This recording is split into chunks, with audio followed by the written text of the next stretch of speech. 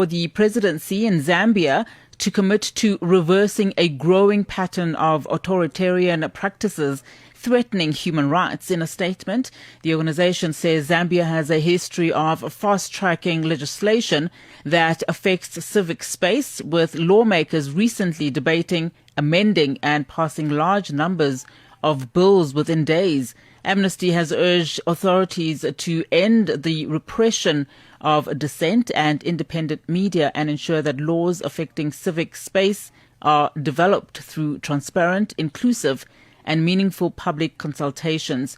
For more on this, we're now joined on the line by Khanyo Foreshe, regional researcher for civic space at Amnesty International's East and Southern Africa Regional Office. Khanyo, a very good afternoon to you. Thank you so much for having us. Good afternoon to you and to the listeners. All right. In fact, let's start with what's currently happening in Zambia. I mean, Zambians are casting their ballots as we speak in the general election to elect the president, of course, members of the National Assembly and local councillors. What are you, as Amnesty International specifically, if at all, monitoring around these elections? So our preoccupation is really around the respect for human rights before, during and after elections. And as you correctly mentioned, we are very worried about what appears to be a reversal or backsliding to systemic crackdown on human rights in the context of Zambia. So before 2021, Zambia had a really bad human rights record. Which was really characterized with erosion of human rights and a systemic crackdown, especially on freedom of association, expression, and really criminalizing those who dissent. And we're worried that the country is moving back to that era. We're seeing that the law is being used to restrict people's ability to freely associate. It's used to crack down on those who express themselves in a way that, is criticizing government, but also, they can't freely assemble peacefully. And the law is the biggest tool that the government is using for this. So our calls are really around reversing this move towards authoritarian practices, but also addressing these laws and changing these laws that are so harmful to civic space. Yeah. But more importantly, we want people to be safe as they exercise their right to vote. So the government needs to be decisive about political violence in any form in this context. And when we speak about these authoritarian practices, I mean, do you believe Zambia's democratic institutions are becoming weaker? And if so, what evidence are you seeing? I mean, I'm also interested in the statement that you've issued out saying that Zambia has, in fact, a history of fast-tracking legislation that affects, amongst others, civic space.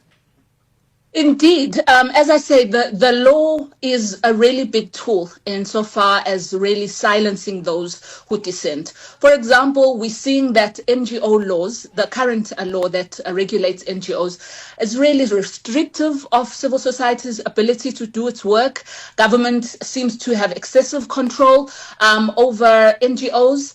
And another act, let me say, from government, which shows the shrinking spaces is the recent cancellation of RightsCon, which is the largest tech and human rights conference, which was de facto cancelled because it was postponed indefinitely. And that was done without any consultation or, engagement with civil society and so on. But more worrying is the Public Order Act, which has provisions which criminalize false news, insulting language, seditious practices, and these are really vague and broad terms which basically target anyone who dissents. I'll give you an example of the case of Thomas Allen Zgambo, who's a journalist who was arrested and arbitrarily detained for reporting critical of government using these seditious laws. Similarly, cybersecurity laws, which are currently being challenged in courts in Zambia, are being used by governments to also to crack down against people. We know the case of Macpherson Mkuka, who's a journalist as well, who was also arbitrarily arrested for a post that he put on social media. This law has also been used, for example, against other activists and journalists and government critics and even opposition political party members. I mean, you are calling for meaningful public consultation before these laws, particularly affecting a civic space, are adopted. I mean, most countries do that. But what would meaningful consultation look like? So it's not a tick box exercise. That's the thing. So we have cases, for example, where organizations have made submissions, but those are absolutely not considered.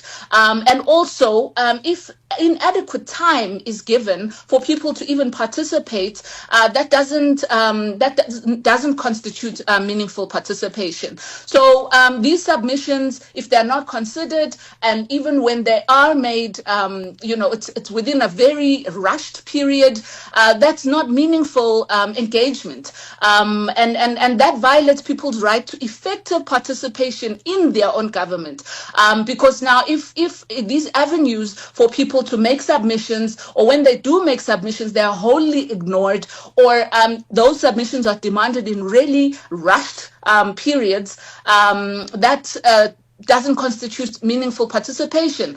But over and above that, my insistence is that these laws, which it's common cause, are harmful, and this has been acknowledged at the highest levels. For example, the Public Order has been said to be violative of human rights, for example, by the Special Rapporteur on the Right to Freedom of Expression, the African Union, and EU as well, and other stakeholders have all pointed out, including Amnesty International, that these laws are harmful.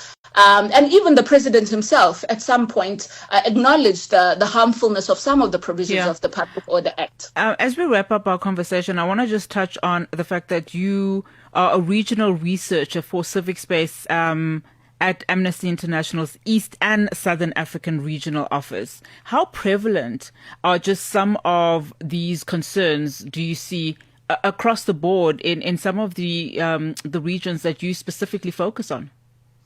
Yeah, we work across 22 countries in East and Southern Africa.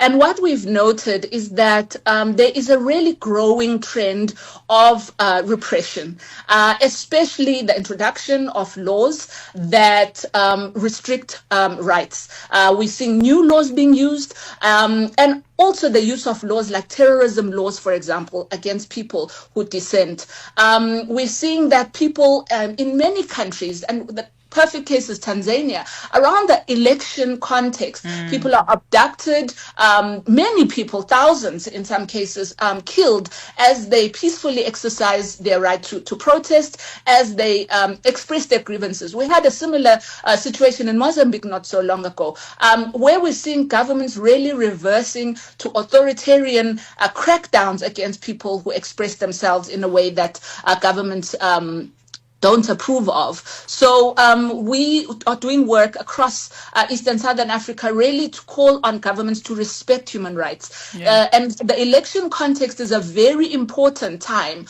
to look at each government's track record when it comes to human rights and to fix the problems that exist, but also to protect people during, before, and after elections.